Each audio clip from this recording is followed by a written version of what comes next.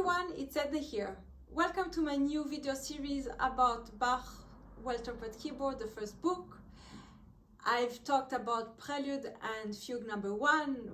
This is the third video, so it's about Prelude number 2. Now, I've said previously how the whole well-tempered keyboard is really a deep reflection on what it means to compose.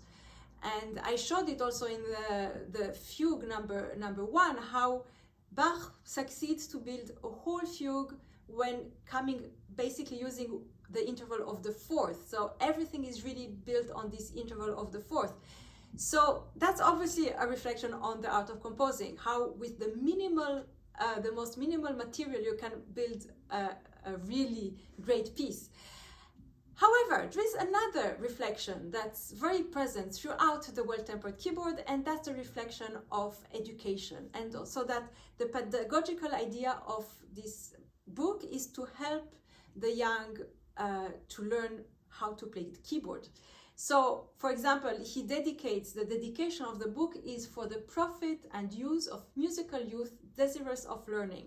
So, since there is this reflection on teaching and helping the young musician to progress, obviously he is also thinking in terms of developing the young student little by little. So the first prelude is quite easy, with very easy position and quite easy arpeggio that are divided between two hands.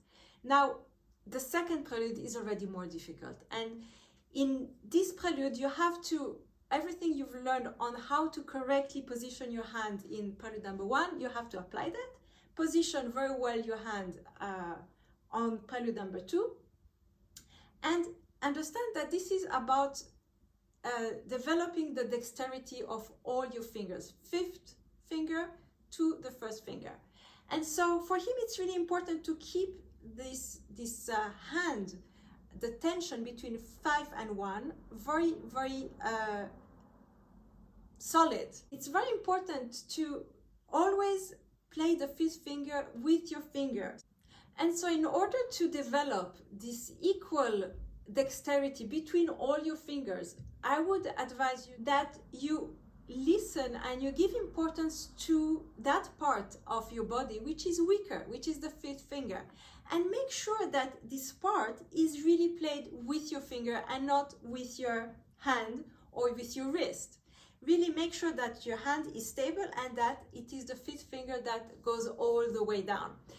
That's a way of developing the strength of your fifth finger, of playing it in a very musical way, because that's also something that is always, I thought it was a bit strange about this prelude. I thought somehow the melody is missing. Imagine a melody and support the fifth finger.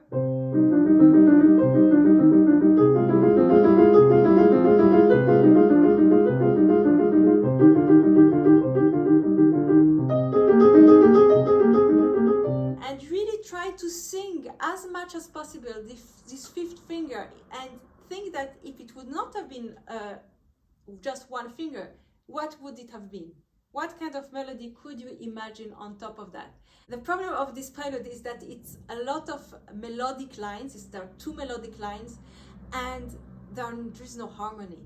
And so you must really listen a lot to the meeting points between the bass line and the soprano line in order to hear the harmonies that are happening from this combination. Really make sure your fifth finger is working, to play it in a singing manner, and to ensure that you listen to the harmonies that are underneath these lines. So I hope this little advice helped you with this very difficult piece. I've recorded it twice by now, so I know how difficult it is. And anyway, have fun practicing it, and we'll meet next time for Fugue number 2.